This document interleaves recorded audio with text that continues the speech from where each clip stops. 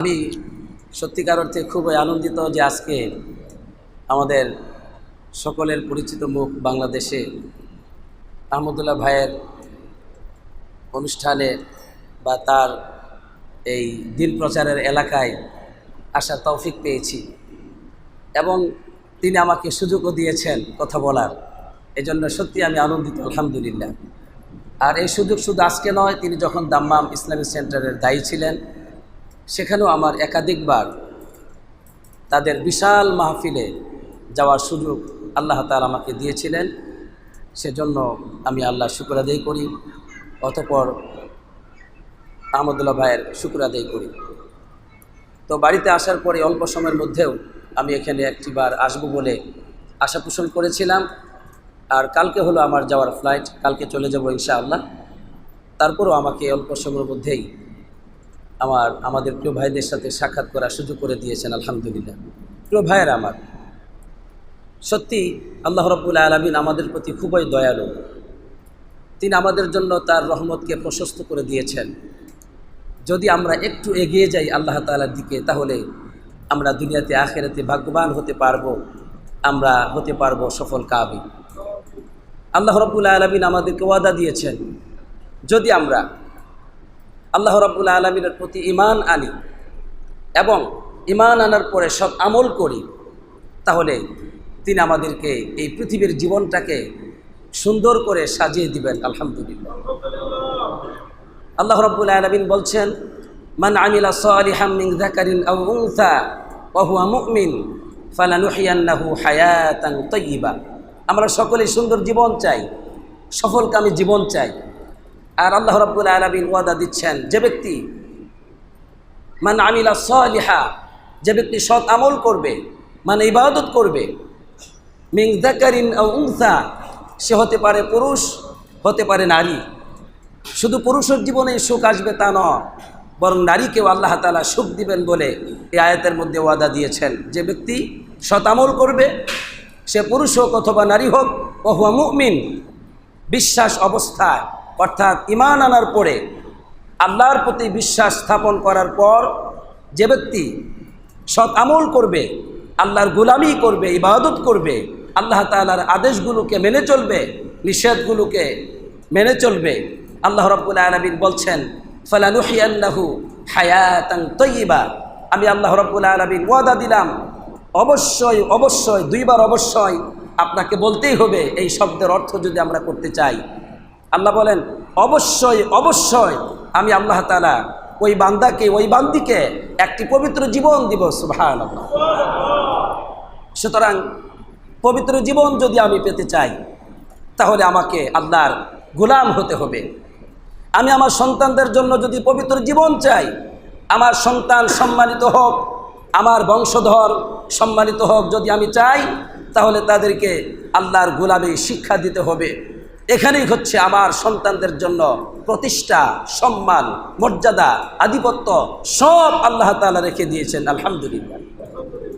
আমার বন্ধুগণ, বিশ্বনবী মুহাম্মদ সাল্লাল্লাহু আলাইহি ওয়াসাল্লাম আল্লাহ রাব্বুল আলামিনের গোলাম ছিলেন। তিনি হলেন আব্দুল্লাহ ওয়া রাসূলুহু। প্রথমে আল্লাহর গোলাম, এরপরে তিনি ছিলেন রাসূল। তিনি আল্লাহ তাআলার গোলামি করেছেন। আল্লাহ রাব্বুল আলামিন তাকে বলছেন, ওয়া'বুদ রাব্বাকা হাত্তা ইয়াতিয়াকাল ইয়াকিন। তুমি তোমার রবের গোলামি করো কতক্ষণ পর্যন্ত? মৃত্যু আসা পূর্ব পর্যন্ত। তাই আমাকে আপনাকে সফলতার জন্য মৃত্যু আসা পূর্ব পর্যন্ত এক আল্লাহর গোলামি করতে হবে। এখানেই হলো সফলতা, শ্রেষ্ঠত্ব, সম্মান, মর্যাদা আল্লাহ তাআলা রেখে দিয়েছেন। এজন্য আল্লাহ রাব্বুল আলামিন কোরআনুল কারীমে বলছেন, ওয়ামান ইউতিইল্লাহা ওয়া রাসূলাহু ফাকাদ ফাযা ফাওজান আযীমা। যে ব্যক্তি এক আল্লাহর আনুগত্য করবে, রাসূলুল্লাহ সাল্লাল্লাহু আলাইহি সাল্লামের পথকে, সুন্নাহকে অনুসরণ করবে, আল্লাহ বলছেন ফাকাদ ফাযা ফাওজান আযীমা, সে ব্যক্তি নিঃসন্দেহে মহা সফলতায় পৌঁছে যাবে, আলহামদুলিল্লাহ। মহা সফলতায় পৌঁছে দিবেন আল্লাহ তাআলা। যে মানুষ এক আল্লাহর গোলামির সামনে তার মাথাকে নত করবে, রাসূলুল্লাহ সাল্লাল্লাহু আলাইহি ওয়াসাল্লামের সুন্নাহকে তার জীবনের আদর্শ বলে গ্রহণ করবে, এইভাবে সফলতা দিবেন। প্রিয় ভাইরা আমার, আল্লাহ রাসূল সাল্লাল্লাহু আলাইহি সাল্লাম তিনি আল্লাহ রাব্বুল আলামিনকে সব সময় স্মরণ করতেন। আয়েশা রাদিয়াল্লাহু তাআলা আনহা বলছেন, কানা নবী সাল্লাল্লাহু আলাইহি ওয়াসাল্লাম ইয়াযকুরুল্লাহ আলা কুল্লি আহইয়ানিহি। আল্লাহ রাসূল সাল্লাল্লাহু আলাইহি ওয়াসাল্লাম তিনি সদা সর্বদাই আল্লাহ তাআলার জিকির করতেন। আলহামদুলিল্লাহ। কেন? আল্লাহর জিকিরের মধ্যেই আপনার জীবনের সমস্ত সফলতা আল্লাহ তাআলা রেখে দিয়েছেন। আপনার জীবনের সমস্ত কঠিন কাজগুলোকে আল্লাহ তাআলা সহজ করে দিবেন যদি আপনি আল্লাহ তাআলাকে স্মরণ করেন।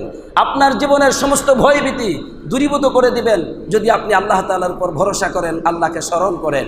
কেননা আল্লাহকে স্মরণ করার মধ্যেই আল্লাহ তাআলা রেখেছেন আমার আপনার জীবনের আখিরাতের সমস্ত সফলতা। আল্লাহ রাব্বুল আলামিন বলছেন, ওয়াযকুরুল্লাহা কাসীরান লাআল্লাকুম তুফলিহুন। তোমরা আল্লাহ তাআলাকে খুব বেশি বেশি করে স্মরণ করো, তাহলে তোমরা সফলকামী হতে পারবে। সুবহানাল্লাহ। আপনি যদি ব্যবসা বাণিজ্যে লাভবান হতে চান, আল্লাহ তাআলাকে স্মরণ করুন।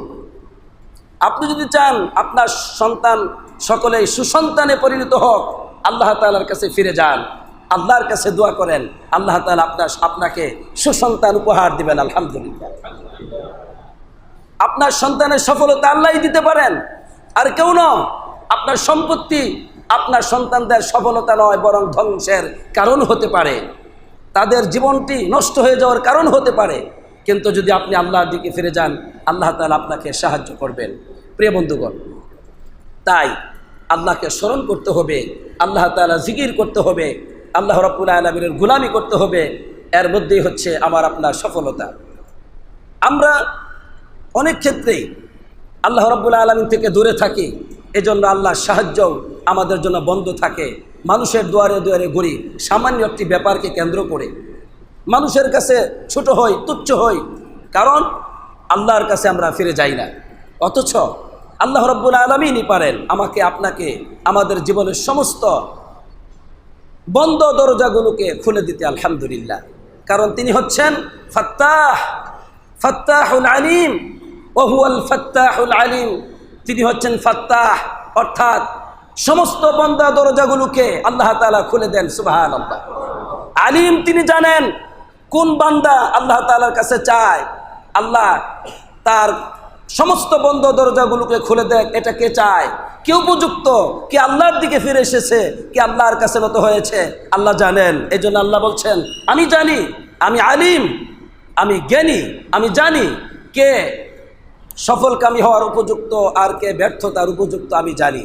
সুতরাং আপনি যদি চান আপনার জীবনের সফলতা, তাহলে পথ একটি, সেটা হচ্ছে আল্লাহ তাআলার পথ। আলহামদুলিল্লাহ। প্রিয় বন্ধুগণ, আল্লাহ রাব্বুল আলামিন তিনি আমাদেরকে ওয়াদা দিয়েছেন, আমরা যদি আল্লাহর দিকে ফিরে যাই, তওবা করি, তাহলে তিনি আমাদেরকে সফলতা দিবেন। আল্লাহ বলেন, ইয়া ওয়াতুবু ইলাল্লাহি জামিআন আইয়ুহাল মুমিনুন। হে বিশ্বাসীগণ, তোমরা আল্লাহ তাআলার দিকে ফিরে আসো, আল্লাহর কাছে তওবা করো। অনেক মানুষই আমরা পাপের মধ্যে হাবুডুবু খাই, তখন আমাদের জন্য অনেক ক্ষেত্রে সফলতার দরজা বন্ধ হয়ে যায়, সামনের দিকে আগাতে পারি না, মানুষের কাছে ছুটাছুটি করি, জীবনটি পেরেশানের ভিতরে একেবারে নিমজ্জিত হয়ে যায়। কিন্তু আমরা বুঝি না যে সমস্যাটি কোথায়। সমস্যাটা হচ্ছে আপনার হৃদয়ে পাপকে আপনি লালন পালন করছেন, আপনার হৃদয়ে আপনি অপবিত্রতা লালন পালন করছেন, যা আপনার রব অপছন্দ করেন। আপনি পবিত্র থাকবেন, আল্লাহু ইউহিব্বুল মুত্তাহিরিন, পবিত্র বান্দাদেরকে আল্লাহ তাআলা ভালোবাসেন। কিন্তু দেখা যায় আপনার হৃদয়ে অপবিত্রতা থাকার কারণে আপনার জীবনের সফলতা আটকে গেছে। তখন আমরা বুঝি না কোথায় গেলে সফলতা হবে, কোথায় গেলে আমি নাজাত পাবো, আমার ব্যর্থতা গ্লানি দূর হবে, আমরা বুঝি না। আল্লাহ তাআলা বলছেন, ওয়াতুবু ইলাল্লাহ, হে আল্লাহর বান্দারা, এক আল্লাহর দিকে তোমরা ফিরে আসো, জামিআন, সকলেই, আইয়ুহাল মুমিনুন, হে বিশ্বাসীগণ, আমার দিকে ফিরে আসলে কি হবে? লাআল্লাকুম তুফলিহুন, তোমরা সফলকামী হতে পারবে। সুবহানাল্লাহ। প্রিয় ভাইরা আমার, তাই আসুন আমরা আল্লাহর দিকে ফিরে যাই, এক আল্লাহর গোলামের দিকে ফিরে যাই। অর্থের দরকার, আল্লাহর দিকে আসুন। ক্ষমতা দরকার, আল্লাহর দিকে আসুন। জান্নাত দরকার, আল্লাহর দিকে আসুন। জ্ঞান দরকার, আল্লাহর দিকে আসুন। জীবনের সুস্থতা দরকার, আল্লাহর দিকে ফিরে আসুন। আপনার প্রয়োজনটা কি? সব আল্লাহ তাআলার কাছে রয়েছে। সুতরাং এক আল্লাহর পথে যদি আমরা ফিরে যাই, তাহলেই সফলতা। আর যদি ব্যর্থতা আল্লাহ তাআলা দেন, কেউ আমাকে আপনাকে সফলকামী করতে পারবে না।